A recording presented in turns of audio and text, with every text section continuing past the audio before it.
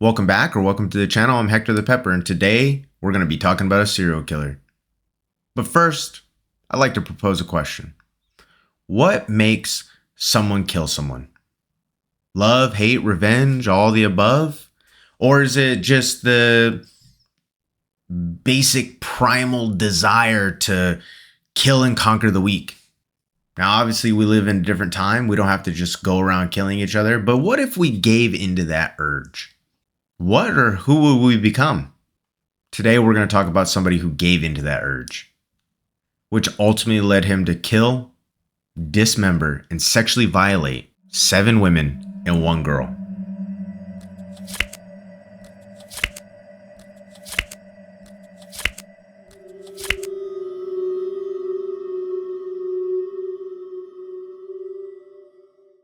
Now, the serial killer I'm talking about is Ed Kemper. Researching this guy was probably the most interesting and horrifying thing I've ever looked into. So Ed Kemper, aka the co-ed killer, would target female college hitchhikers all around the Santa Cruz, California area from about May 1972 to April 1973. Kemper was born on December 18th, 1948. His mother's name was Clarnell Elizabeth Kemper, and his father's name was Edmund Emil Kemper Jr. So, backstory, Ed and his mom never got along. Apparently, she was just a very hard woman to be around, and even his father thought so. His father, who was a World War II veteran, and at one point in time worked for a company called Pacific Proving Grounds, which was a company that tested atomic bombs. He went on to say that suicide missions in wartime and the atomic bomb testing were nothing compared to living with her, and that she affected him more than the 396 days and nights that he spent fighting on the front lines. So it kind of really starts to paint a picture, even just in that very opening scene, of why Ed Kemper had such a resentment for women. Ed was born weighing 13 pounds. To put in perspective, my daughter was 7 pounds 8 ounces when she was born. And even that seemed big. 13 pounds I would not wish on my worst enemy. By the time he was 4, he was already a foot taller than his peers. He's just towering over these little kids. And he looks, they look like toddlers, and he's almost looking like a young adult. Now, from a very young age, Ed gravitated towards his dad because, like I said, him and his mother from birth almost, it seems like maybe she just resented him for the fact that he was 13 pounds. They really never got along. Now, I would like to note that I don't completely blame his mom for the atrocities that he committed later in life, because you can't just necessarily blame it on one person. However, and I'm gonna bring him up a little bit later, but one of the guys, his name is John Douglas, who started or was one of the pretty much forefathers of the BAU, or Behavioral Analysis Unit, out of Quantico, did note that he believed that there was a possibility that if Ed would have had a different mother and maybe a different upbringing, he would have had these urges, but he would have neglected to act upon them. So getting into a little bit of his psychopathy. So at the age of 10, he buried their family's cat alive. And after it died, he ended up unburying it, decapitating it, and then putting its head on a spike. In later interviews with Ed through the FBI, local law enforcement, just the media in general, he stated that he didn't necessarily just 100% take enjoyment from killing the cat, but he took enjoyment from successfully lying to his family about killing the cat. He convinced them, even though they knew, there's no way they didn't know it was him. He managed to convince them that it couldn't have been me. I love the cat. Fast forward a little bit. At the age of 13, he killed another family cat. This time, he killed it not just for the enjoyment or whatever, but because he was upset. He was upset because the cat in his eyes, favored his sister more than him. So he killed the cat and then kept pieces of the cat in his closet. Animals instinctively know when somebody's like not good. So it does not surprise me that this cat did not want to go anywhere near him. So outside of the killing cats, Ed had all these dark fantasies just swirling around this just demented head of his. One of the things he would do is he would perform last rites on his sister's dolls. So if you don't know what last rites are, it's like from any movie that you see where they have like a priest and someone's dying, they perform the last rites so they get to like go to heaven and stuff like that. He would do that to his sister's dolls, and then he would proceed to remove their heads and hands. Now, this is a different time. So when teachers, right, were a little bit more like affectionate, you know, almost like that motherly kind of thing. There weren't like very many like male teachers. And if they were more like professors, like in college and so that, like women were more like teachers in like elementary, high school, you know, school, you know, kind of that type of setting. So when he's younger, his teacher ended up, you know, like teachers at the time would like kiss kids. Now, like not on the mouth or anything sexual, but like, again, like a motherly thing. And when his teacher like kind of kissed him and he was like, you know, like she's like, oh, kiss me on the cheek, like reciprocate, you know, kind of thing. Like, oh, you know, like, again, like a motherly thing. He didn't, which led to his sister kind of teasing him like, why didn't you kiss her? Why didn't you kiss her? And he said, if I kiss her, I'd have to kill her. This is a child. If I kiss her, I'd have to kill her. Like all the signs were there. They just were. But you got to remember, again, this is a different time. Nobody wanted to go to like therapy. You didn't take your kids. You didn't take your wife. You didn't take your husband. Nobody took anybody to therapy because you didn't want to be labeled, you know, being the all-American family that you are, as having somebody who's like insane. You didn't want to be a pariah among your neighbors, friends, and, you know, family. So a lot of people didn't get the help that they needed. And Ed Kemper could have potentially received help at a very early age and might not have been a killer. Now, going back to the teacher, Ed also recounts that he would do things like he stole his dad's bayonet. Again, World War II veteran, stole his dad's bayonet, would make his way to her house, you know, like crawling through the woods, things like that. And he'd watch her through the windows. So not only a psychopath, but a peeping Tom. Now, like we talked about, he liked to do last rites with his sister's dolls. But that's not the only thing he liked to do. He came up with this clever game. It was called Gas Chamber and Electric Shock. Now, mind you, luckily he was the quote unquote victim of these, you know, reenactments, if you will. But he would have his sister flip the switch. And he would either pretend, you know, by convulsing on the ground that either he was being electrocuted to death or like gassed to death in like a gas chamber. So I don't know where he's getting this stuff, but he either super creative or just, you know, he's watching something. But either way, definitely not the type of activities that you would want to see your kid doing at any point in time. Now, Ed had experienced like death, like close death encounters from a very young age. Because I believe, like I said, his sisters and family, like they knew something was deeply wrong with him. And instead of trying to get him help, they resorted to trying to kill him. His sister tried to push him in front of a train. And when that didn't work, she pushed him into the deep end of a pool, which he did almost die from drowning. So in 1957, Ed's parents separated. Boom, we're done. I can't take it anymore. His dad is like, nope, I'm over it. His mom's like, whatever. I don't care. Now, because he was so close to his dad, it devastated him. It devastated him even more because he had to go live with his mom in Montana. And according to him, by this time, his mother had become a neurotic, domineering alcoholic who often put him down, humiliated, and beat him with a belt. So not only is at this time he's receiving psychological trauma, he's also receiving physical trauma as well. his mom would often make him sleep in the basement. Now, depending on where you look or depending on what you read, some of the things say that it was because she was afraid that he would harm his sisters physically, and other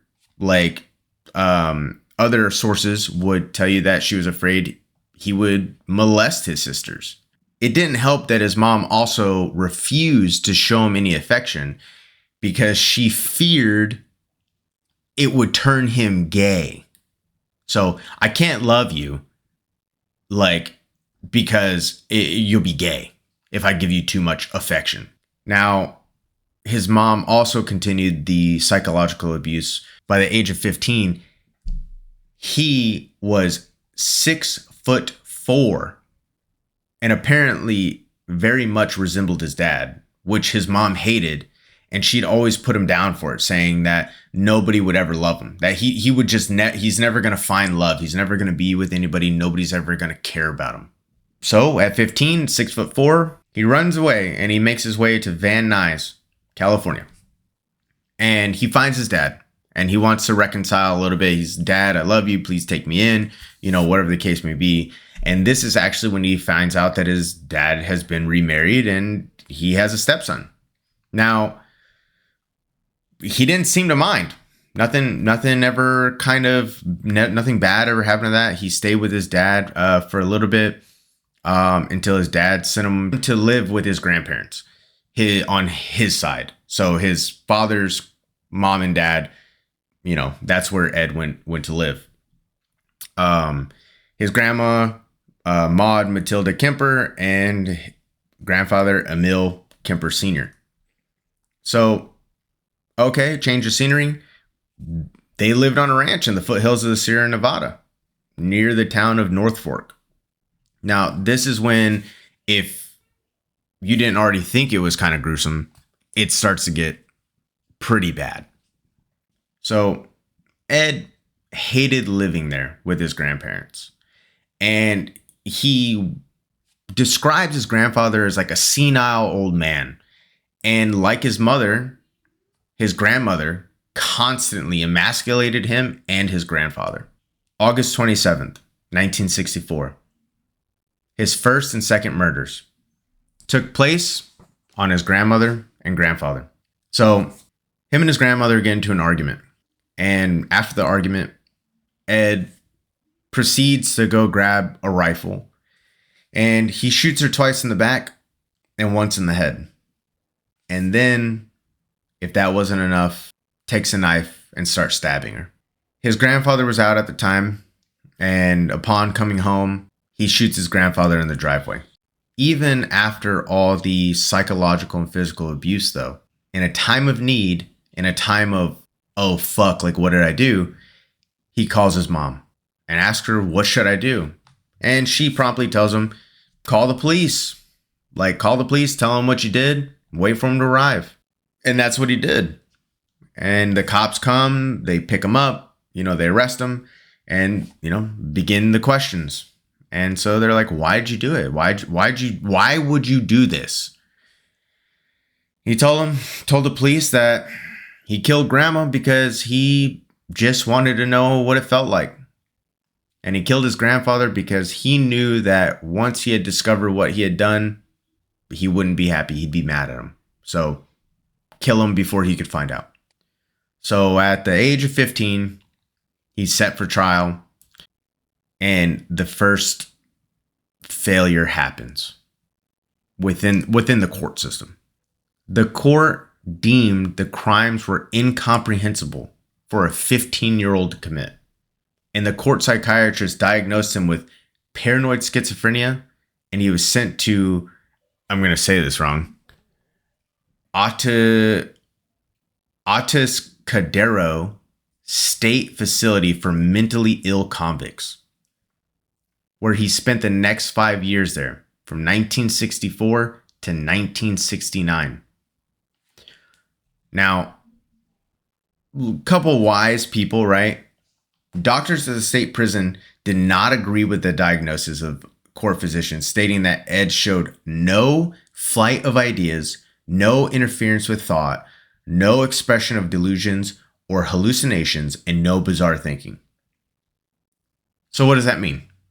It means that he unequivocally knew what he was doing, knew it was wrong, and still did it. To make things worse, it was also discovered that Ed was very intelligent. Upon his arrival, they gave him an IQ test where he scored a whopping 136. And then later in his stay, they tested him again, and he measured at a 145. Let that sit in. To put it in perspective, an IQ level of 90 to 109 is classified in the range of average intelligence. So the people that you see walking around 9 times out of 10, those people have either between a 90 and 109 IQ. And here is a serial killer who just killed his grandmother and grandfather, who has also previously killed 2 cats and demonstrated like suicidal and murderous ideations, sitting at a 145. While incarcerated in the state hospital, he was re-diagnosed with a less severe condition, personality trait disturbance, passive aggressive type, which is characterized by procrastination, covert obstructionism, inefficiency, and stubbornness. So homie just didn't want to change. Like Ed just did not want to change. But the DSM-5, which is the Diagnostic and Statistical Manual of Mental Disorders, 5th edition, no longer uses this phrase or label for diagnosis. So it just goes to show like even they got it wrong. Like we don't use that as like a diagnosis anymore. But fast forwarding to the end of his time at the mental hospital, on his 21st birthday, December 18th, 1969, he was released on parole from the state hospital against the recommendations of the hospital psychiatrist. So these people are like, hey, bro, don't release this guy. We're pretty sure he's going to kill again. And people are like, nah, he's fine. He had convinced so many people that like he was good to go. I'm not a killer. It was just, I was just young and I was silly. I was silly. The silliness made me kill my grandparents and those cats and play gas chamber and electric shock with my sisters. They let him out. And then he was released into the custody and care of his mom. Now his mom now lives in Aptos, California. And she worked, boom, boom, boom, where's the correlation to the co-eds? At the University of California, Santa Cruz, UCSC. She pretty much tied a bow on his victims, essentially, without even knowing it. Without anybody knowing it, they set him up in the most just the easiest hunting ground, especially at this time in like the late 60s, like early 70s. Like everybody was just like one love, hippies and all that shit. Like it's crazy. Then a part of his parole, he still had to be examined by like psychiatrists and things like that.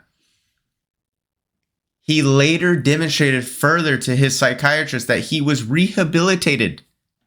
And on November 29th, 1972, his juvenile records were expunged. It's like it never happened. It's literally, in that moment, it was like he never killed anybody. He had a whoopsie. He had a little whoopsie daisy. That's what it was. He's just out of the system. Like, and this I have to read for you because this is the last report from his probation psychiatrist. If I were to see this patient without having any history available or getting any history from him, I would think that we're dealing with a very well-adjusted young man who had initiative, intelligence, and who is free of any psychiatric illness. It is in my opinion that he has made a very excellent response to the years of treatment and rehabilitation, and I would see no psychiatric reason to consider him to be of any danger to himself or to any member of society. And since it may allow him more freedom as an adult to develop his potential, I would consider it reasonable to have a permanent expunction of his juvenile records. So again, let's put this in perspective. After killing his grandparents, not only did he convince a hospital to release him, but he convinced a practicing psychiatrist that he was 100% rehabilitated and that his criminal record should be expunged so he could live up to his full potential. Failed over and over and over. These girls would probably still possibly be alive if they just did their jobs. Just did their jobs. How crazy is that? So Ed's now 21 and he's free. He begins community college in hopes of pursuing a career in law enforcement. Applies for, a police position, but he gets rejected. And this time, or not this time, but he gets rejected, and it's actually kind of funny. It's because he's too big. At this time now, at 21 years old, he's a towering 6'9", and he weighs 300 pounds plus. He did, though, manage to maintain relationships with the Santa Cruz police officers, and he'd often go to this bar called the Jury Room and drink with them. So he was like homies with all these police officers. And it's been kind of proven that serial killers and other killers and stuff like that will try to befriend or interject themselves into investigations. So this guy already has an inside with the police. So fast forward a little bit, he eventually gets a job with the California Division of Highways around 1971. And so it's kind of not law enforcement, but he has kind of a position of power, which he likes. And it goes on, he's still with his mom, but his relationship with his mother, it grew more and more toxic, arguing so loud that it's been noted that his neighbors could often hear them just yelling at each other. And this is old America. So houses were built to last. So the fact that their voices were so loud that it penetrated the walls where the neighbors could just hear everything going on, it had to be just a vicious battle, right?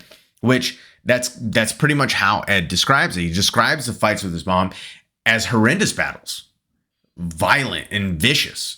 If she would have been a man, he said, it would have gone to fist. They would have fought. But he couldn't bring himself to hurt his mom. There's still that part of him that still loves her. And after some time, though, it's good. He saves some money and he ends up moving to Alameda, California with a friend. But he unfortunately always kind of runs into financial problems. He wasn't very financially savvy, even with all of his intelligence, which would often make it where he would have to move back in with his mom. So he was kind of in and out, in and out, in and out. But still, right? So while working with the highway division, he's actually hit by a car.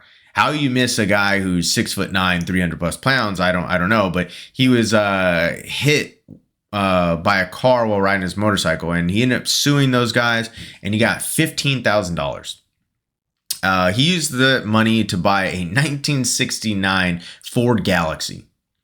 And he would drive around. He'd use his car. He'd kind of drive around, having a good time, whatever. Just kind of he was a loner, but he would just be, cruising. And that's when he started to notice all the young women hitchhiking. All of them. Just targets. Just prey. He would start to notice all these girls. And he began to keep plastic bags, knives, blankets, and handcuffs in his car. So just horrible stuff. So he starts feeling it. And Ed noted that he picked up over 150 hitchhikers and dropped them off safely at their destinations. But then the homicidal sexual urges begin, which he referred to as his little zapples.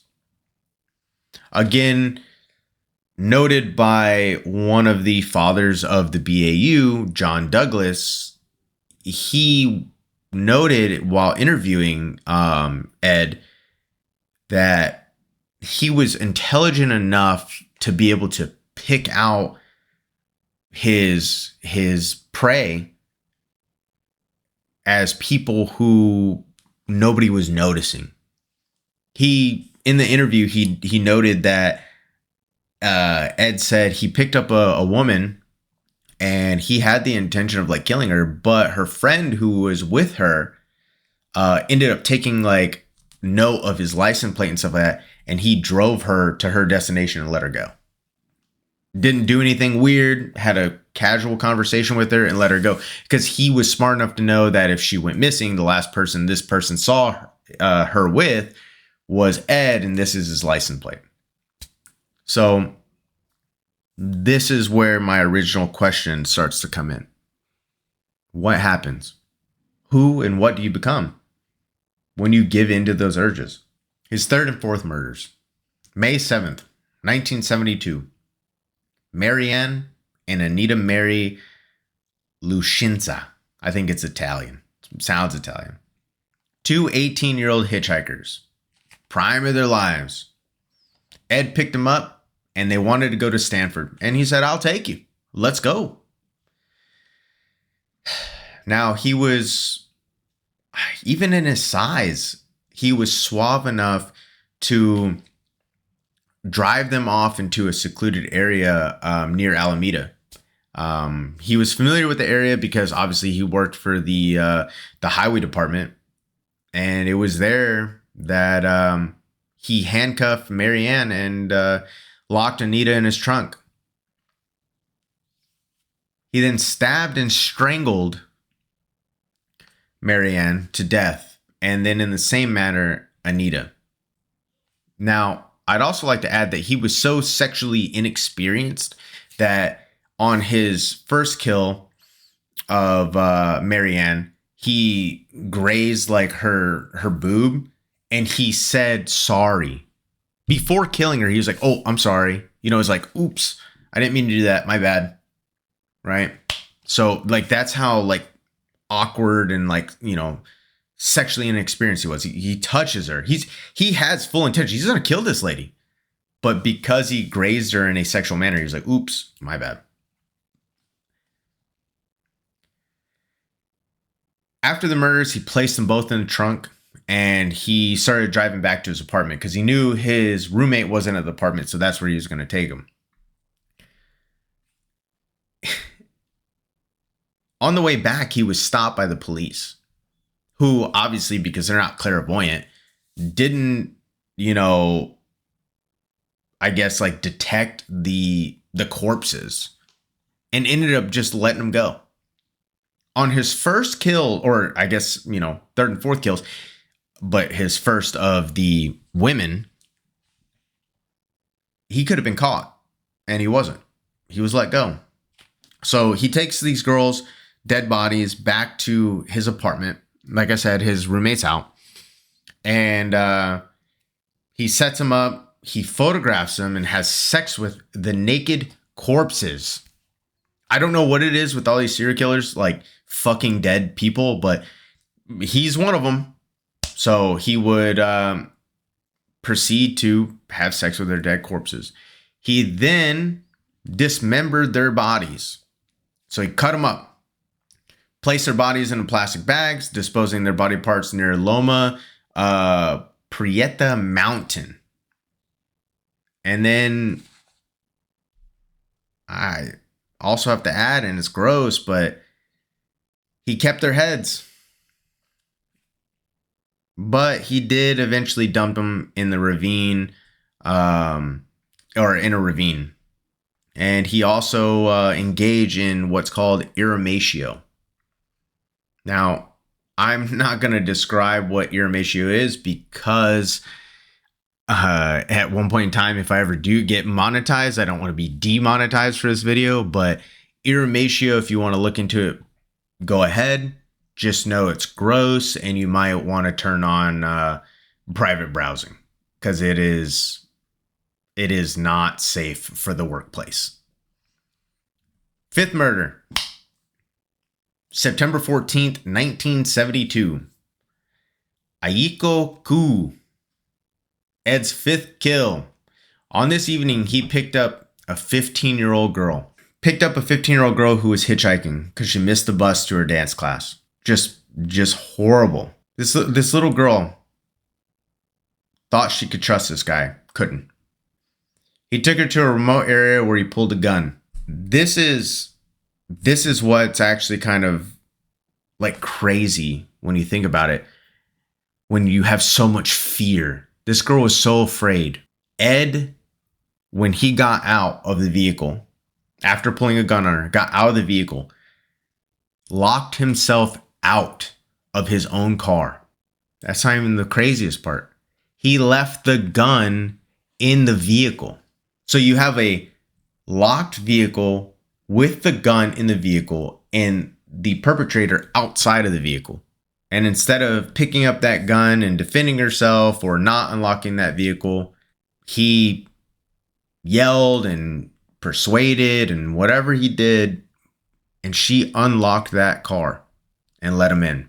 And once inside, he strangled her unconscious, had sex with her, and then murdered her. Placed her body in the trunk of his car, and then after doing all this, he went to one of the nearby bars. So he has a few drinks. He comes back out and he's so excited that he opens the trunk in plain view of like whoever could pass by, opens the trunk to admire his kill, almost like a fish. Realizing what he's done, he quickly closes up the trunk and proceeds to drive back to his apartment where he dismembers and degrades her body in similar fashion to his third and fourth kill. Now, the really sad part is Akiko's mother reported her missing and hung up hundreds of flyers, but obviously didn't receive any response in the regards to her daughter's location. Sixth murder, January 7th, 1973, Cindy Shaw. Now, it has to be said that at this point, because of his financial instability, Ed now lives with his mom again. And he's driving around the Cabrillo College where he picks up 18-year-old Cindy, drives her to a wooded area and pulls out his .22 pistol and he kills her.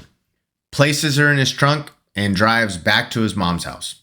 Arriving back at his mom's house, he takes her out of the trunk and stuffs her in his closet and keeps her there until the next morning when his mom goes to work.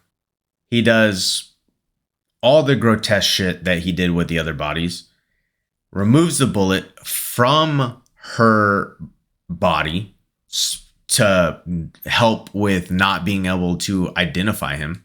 And over the next couple days, he engaged in iramatio with her decapitated head. And I'm not laughing because it's funny. I'm just laughing because it really is just so sick and gross how somebody could be. But he then takes her head and buries it in their like garden, in the garden that's like outside of his mom's window, face up, almost to kind of just like look up at her. And he noted that his mom always acted and, kind of, carried the presence that she loved being above people. So what a fitting place to put one of his kills, but always looking up at his mom. He also took her body and, after it's dismembered and threw it over a cliff. And over the next few weeks, everything but Cindy's right hand and head was discovered. Pathologists determined that a power saw was used to cut her up into pieces.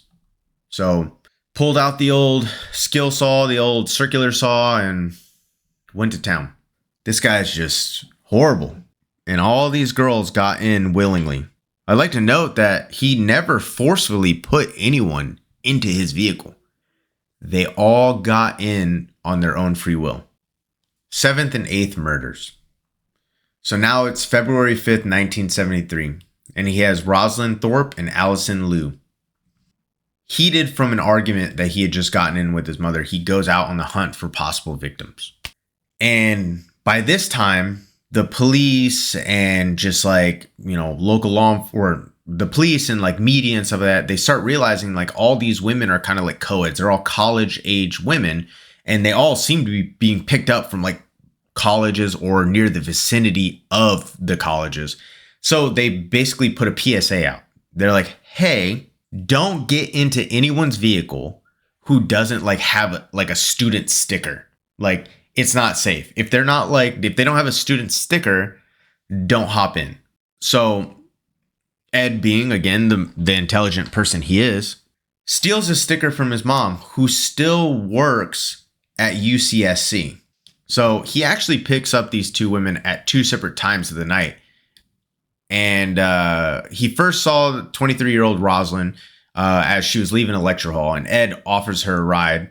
And thinking he's a fellow student because of the sticker, she hops in. And he notes later on that they have like a casual conversation. They're being very cordial. Nothing weird's going on. And not too much longer, he sees Allison. And Allison's like it is back in the day. She's thumbing a ride, the old hitchhiker thumb. Hey. And he pulls over and she hops into the back seat. Not too much longer, he slows the car down and he proceeds to pull his gun out and shoots Rosalind right in the head.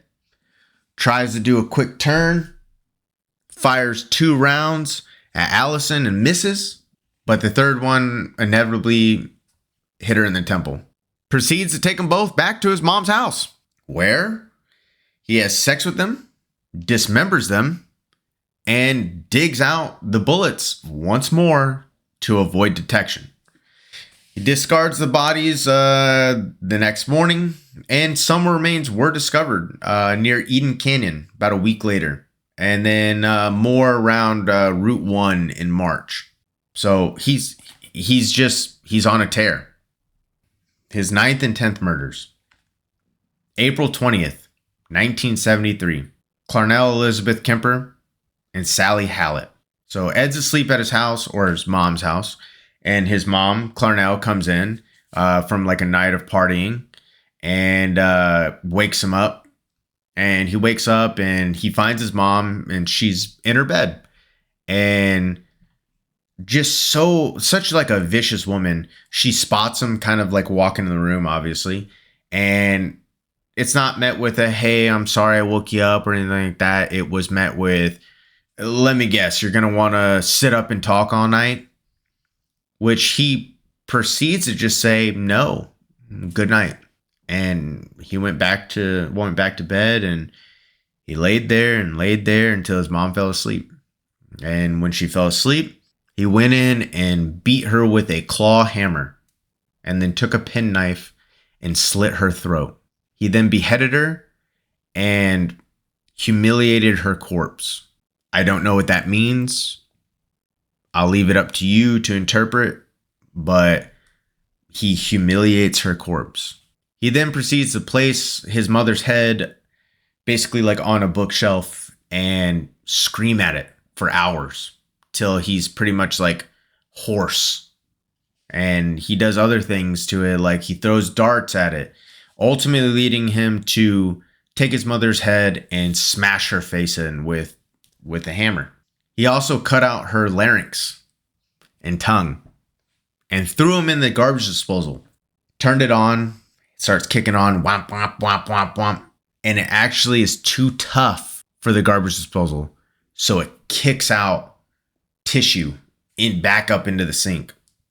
And John Douglas, again, one of the founders, one of the fathers of the BAU, in his interview with Ed Kemper, notes that Ed said, even when she was dead, she was still bitching at me. I couldn't get her to shut up. He then takes his mother's body and puts it in a closet, and he goes to nearby bar.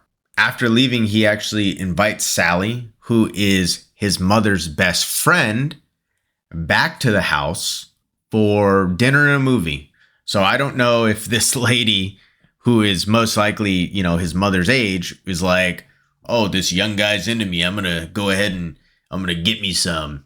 But shortly after arriving at the house, Ed does what he does best, and he strangles her to death. Now, there really isn't anything that says that he did anything weird to her body, like decapitate her, have sex with her, dismember her, or anything like that. But what he did do was he left a note, and it read, approximately 5:15 a.m. Saturday. No need for her to suffer anymore at the hands of this horrible murderous butcher. It was quick, asleep the way I wanted it. Not sloppy and incomplete, gents. Just a lack of time. I got things to do. So, after his final murders, he fled and he took like a lot of caffeine pills. And he actually drove over 1,000 miles to Pueblo, Colorado. Why there? I don't know, but that's where he drove. And in his vehicle, he had 3 handguns and hundreds of rounds of ammunition. Now, the reason why he had all this was because he thought that he was or was going to be a part of an active manhunt. But then he hits Colorado and he realizes that there's no mention on the news or the radio of the murder of his mother or Sally. So he, at that time, it's not hard to find a phone booth. So he finds a phone booth and he actually phones the police. And he tells them, I killed my mother and I killed Sally. And because they know who he is, they don't believe him. They don't believe him. They literally think it's a hoax, like it's a prank. He's just trying to pull a little fast one on them. And they're like, Ed, call back later. Ha, ha, ha. Right? So he does. Waits a couple hours. He calls back. And when he calls back, he asks for a specific officer that he knows, and he confesses everything to him. He says, hey, I killed my mom, I killed Sally, and I killed those 6 other students as well. So come and get me. So sure enough, they drive over after he's like, with the sincerity that he has, they drive over, they find the corpses, and they're like, there's nothing we could do other than believe that he killed everyone else as well. So they come and pick him up.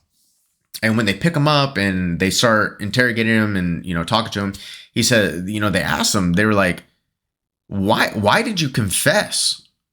Like you could have gotten away with this, honestly. Like if he would have just stopped killing, if he probably would have just like buried his mom and buried that other lady, especially with the type of like woman that his mom was, and probably and he was smart enough and he had like kind of the in with the police where it'd have been like, my mom, like, she's kind of like unbearable, kind of does what she wants. She just like left me. He probably could have easily got away with it. But instead, he says the original purpose was gone. So literally, again, like we kind of pointed out earlier in the video, his ultimate like goal or ultimate person that he wanted to kill was his mom. And instead, he used the rest of these women as a means to kind of like get back at her, until finally he was just like, you know what? I'm going to go after the actual like person of my aggression. Now, he gets indicted, obviously, on 8 counts of first-degree murder. And this is May 7th, 1973. And Ed's defense counsel uses the only like reasoning that they can. They plead not guilty because of insanity. Unfortunately for Ed, though, a separate like psychiatrist found him to be legally sane, and his juvenile records were investigated. So even though they were expunged, they were dug up and they were investigated, and it was discovered that he was once diagnosed as psychotic. And they still let this guy out. They still let him out. Then, which I don't think obviously they'd be able to do this practice anymore, they gave him some truth serum. And that's where Ed divulged that he had engaged in cannibalism, slicing flesh from the legs, cooking them, and putting them in casseroles. But Ed did recant that statement later, saying, I actually never ate any of these women. I just killed them and, fucked their corpses. But here we are now at November 8th, 1973, and the jury was split in half, 6 women, 6 men, and they deliberated for 5 hours. And not only did they declare him sane, but they also declared him guilty on all counts. Now, this is actually where I think it's even more interesting, right? Because he's sane. He knew what he was doing was wrong, and he did it anyways. But he requested the death penalty. So him, as a guilty man, said, "Please kill me." Requested the death penalty. And not by firing squad, not by gas chamber, not by lethal injection or electric shock. Death by torture. However, California, always being the liberal state it is, not to bring politics into it, had suspended the death penalty. So instead, he received 7 years to life.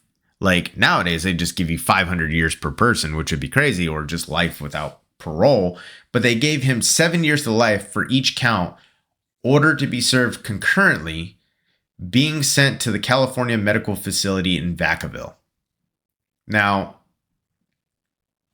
he's still eligible for parole. So there's always a chance he can get out. Now, Ed Kemper is still alive to the very moment of this video being made. And he's had several parole hearings, all of which have been denied. And the last parole hearing was in 2024. And he was 75 years old. Now, upon seeing him, it was reported that Ed was wheelchair bound and suffered from diabetes and coronary heart disease. But a psychiatric evaluation conducted in April of 2024 classified him as a high risk to offend. He'll be eligible for parole again in 2031. He will be 82 years old. This guy is still alive.